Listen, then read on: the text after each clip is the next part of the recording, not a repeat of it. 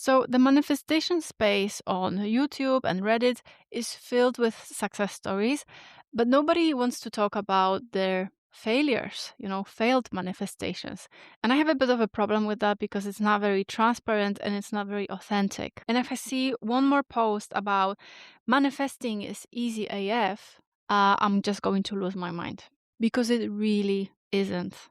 It is easy in concept, but the deeper mechanisms of the human psyche is far from it. And right now, there are thousands of people feeling ashamed about their failures, thinking that something is wrong with them, that they didn't get what they wanted, and treating the failure like a personal defect. I'm an emotional mastery coach, and I can tell you truthfully that if it weren't for my failed manifestations, I wouldn't be here.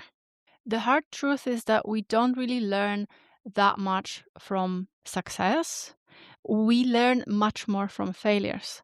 And I feel certain resistance even if I say that, because I certainly don't wish this to be true. Because does it mean that I'm asking for more trials? No, of course not. And luckily, this is not how it works. But in this video, I will share why I'm profoundly grateful for my failed manifestations. Also what I learned from it and how it can help you on your manifestation journey. And this video will be your permission to not try so hard. Because my love, you're doing much better than you think. So tell me if you experienced any of this. When you're trying to manifest so intensely that you're practically living in the future and just treating the now and your current life like it's a waiting room for what's to come. And when your manifestations don't happen, when you expect them to, you feel the flood of sadness and disappointment and fear that these things will never actually arrive or you're never gonna be happy because it feels like the same thing. And the lack of the thing that you want becomes just so pronounced in your reality that the desire itself, something that used to be the source of joy and anticipation and hope, now becomes a primary source of suffering. And maybe you even start to regret wanting this thing in the first place.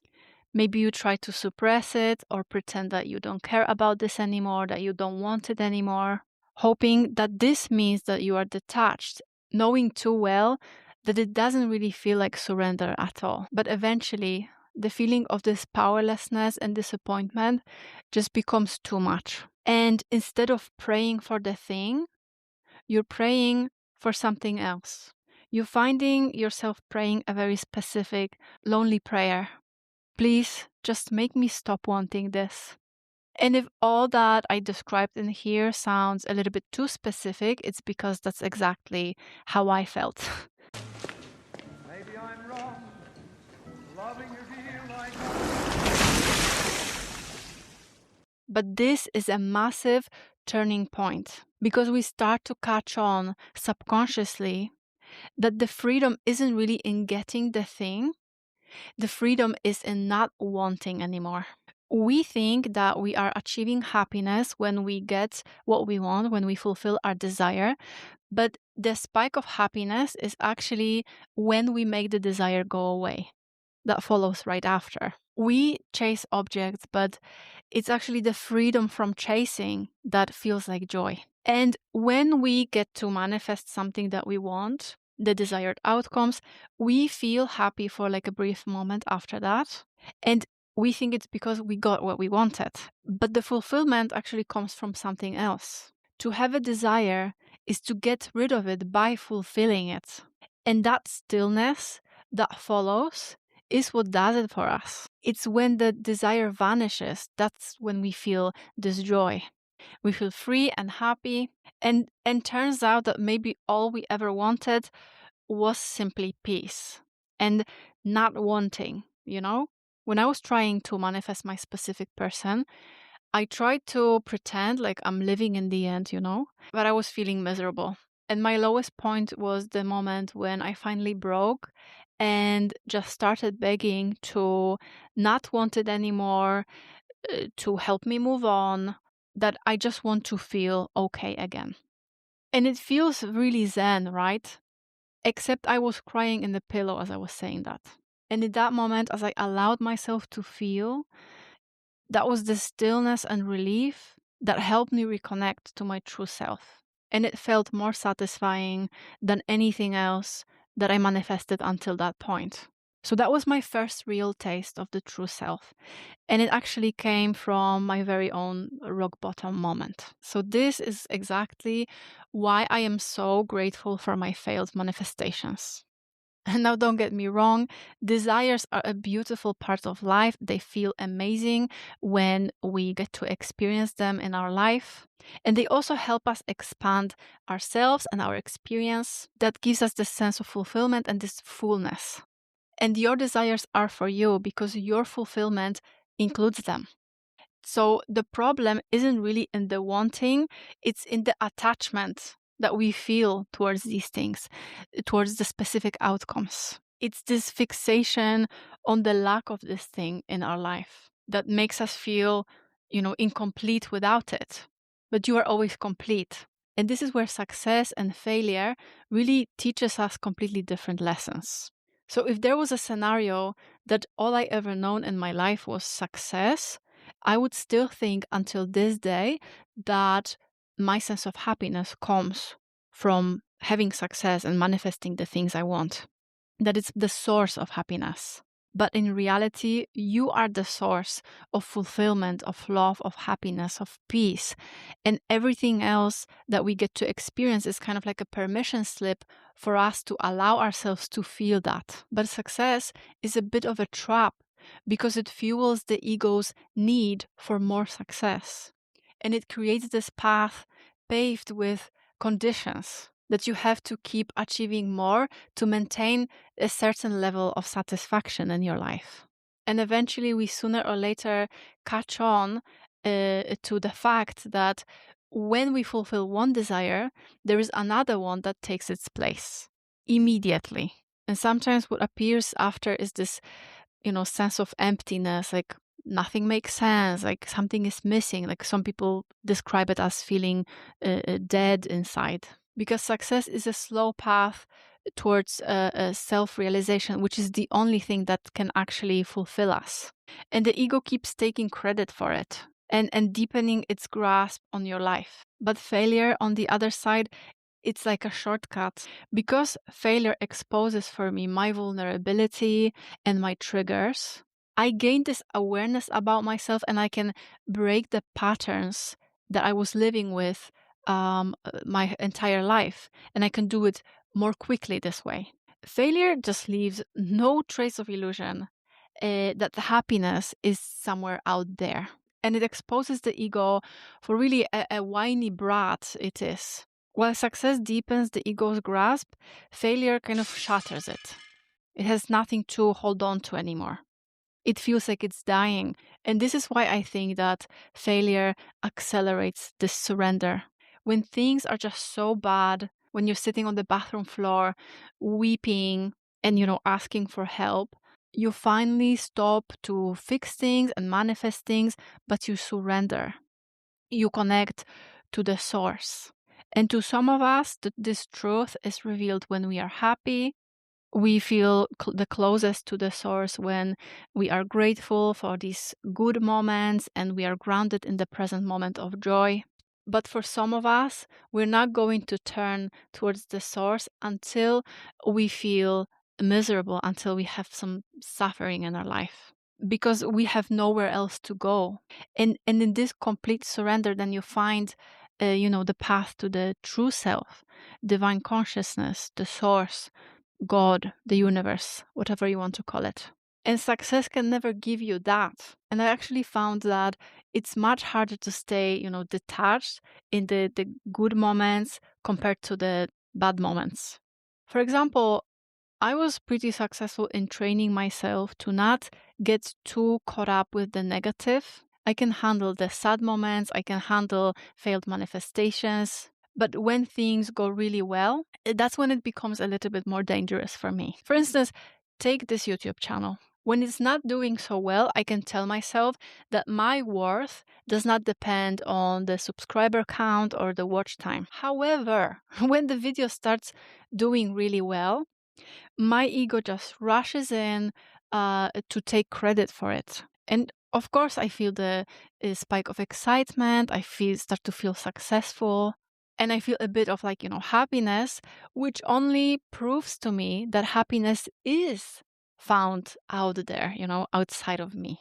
That it is dependent on the conditions. And at the same time, it also makes me feel like I have to try harder now, overthinking the next content because it has to be good enough. I am stuck in this paralysis analysis because nothing seems good enough anymore. But the moment the numbers take a dip, my sense of worth and safety start to dip along with it. That is because I allowed the ego to take the credit and to attach my sense of worthiness to the numbers on YouTube. So I let this positive trap let me back into the ego's grasp. It won. So just be cautious. Success can bind you to the external even more so than a failure sometimes. I think it's the ego's favorite trick. There is this popular meme or quote in the spiritual community that says, "Thank God I didn't receive what I prayed for so much." Looking back, I understand now that I wouldn't understand my triggers and my vulnerabilities and my patterns as well as I do know them right now if it wasn't for my failures. I wouldn't realize the true self the same way as I did. The path was what it was. Maybe if I only succeeded, I would still be trapped in this ego's, grasp and the demands and the illusion of the ego that, only acquiring things matter, not the connection with the true self. And sometimes our hardships are exactly what makes us us. If you're watching this and you've been ashamed of your failures and even regretting the things that happened in the way they did, if you feel like you're stuck in this survival mode, I just want to say this, that if, in spite of being in survival mode, you were able to achieve so much, learn about yourself so much, do so much, and continue and building this resilience and wisdom, then I am honestly in awe of what you can achieve when you leave it. You are freaking unstoppable, but you cannot leave the survival mode as long as you're still stuck in regretting and shaming yourself and the guilt, wishing that the things were different than they are. By letting go of the idea of how things should be, suffering stops. The thing is that if we feel ashamed or guilty about certain things, these emotions are there, trapped within us, whether we admit it and let ourselves feel it or not. So it's better to feel it and release it. Otherwise, they're just silently affecting our life in the background, and we relive the guilt and shame in a more subtle way that kind of is projected into our experience, instead of having the immediate experience of shame and guilt that we so try to avoid. Sometimes all we have to do to free ourselves is to face the fear and disappointment and maybe even grieve the life that we thought we will have but didn't have. There is this quiet, indestructible power in being able to face your fears and say, yeah, I failed. So what? This isn't admitting defeat. This is confidence and freedom. Because if this approach to being high vibe all the time worked, it would have worked for you by now. But nobody really teaches us how to approach our failures with, this acceptance and resilience.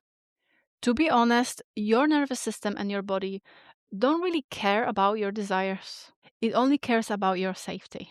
And it will very often block the things that you want. The failures are there for a reason as well. It's your nervous system blocking it from coming into your experience because everything that is new is seen as unfamiliar, and then it is interpreted as dangerous. Because if it cannot predict it, what's going to happen with it, it's going to reject it.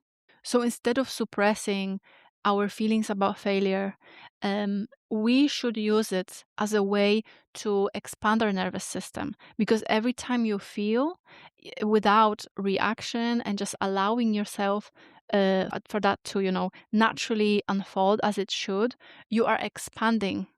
Your nervous system only cares about your safety. So make it sound safe to fail, to learn, to test, and to repeat. Make it feel safe first, and then see it materialize in your world.